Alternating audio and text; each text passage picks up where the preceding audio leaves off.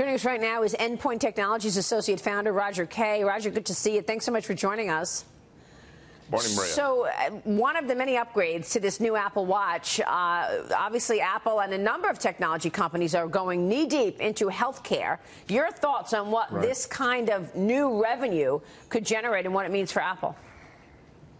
Well, yeah, Maria, I think that of the various announcements that the watch was the most interesting one. I think they framed it that way as well. Apple likes to have one real marquee event in its announcements where people go, ooh, I didn't know something like that could happen. And the difference here is that they have the FDA approval, so it's sort of a hardened application. It's ready for field use. And it's very likely to expand the popularity of the watch beyond its initial usage as kind of an interesting thing to keep track of various things instead of your phone.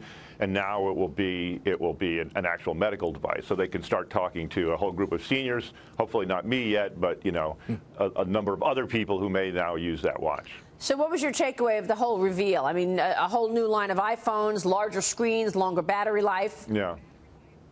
Well, it's very much in line with what Apple has done before. So the phones are a bit more expensive. They have greater capability. They're larger. So, so one of my favorite quotes of all time from when I was working with the Wall Street Journal, I talked to Don Clark, who was a semiconductor analyst. I said, nobody wants to hold a ham sandwich up to the side of his head.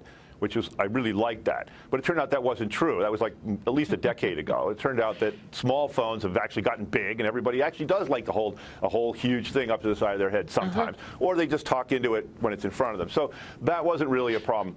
Frankly, I think one of the most interesting things about this is what's under the hood. The 7-nanometer processor is actually quite interesting because no one else yet has a 7-nanometer phone out there. So I think that's quite something, because that is one of the ways that they get the extended battery life and higher performance. So you don't see that necessarily, except that it just works better. Maria, just to point out one thing, which is a thread that you cover every day, every time you talk to a technology executive, is the world is wide open in terms of medical technology. And I don't have the vision to see into the future with what Apple might do with this technology, that your watch becomes a medical device that can track a lot more than just an EKG or your heartbeat.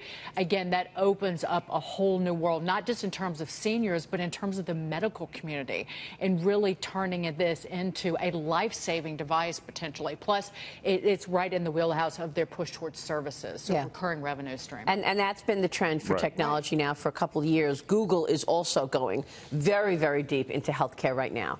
And it's all good. I mean, it's really important. Yeah.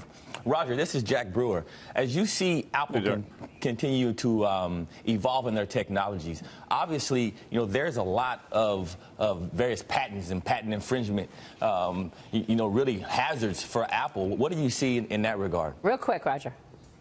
Right. Okay. So they're in a worldwide battle with Qualcomm. I think one of the issues for Apple is that they may miss the boat on 5G, which is the next generation of cell technology, because Qualcomm is all over that, and they're currently locked in battle with them in various environments. All right, Roger, great to see you. Thanks so much.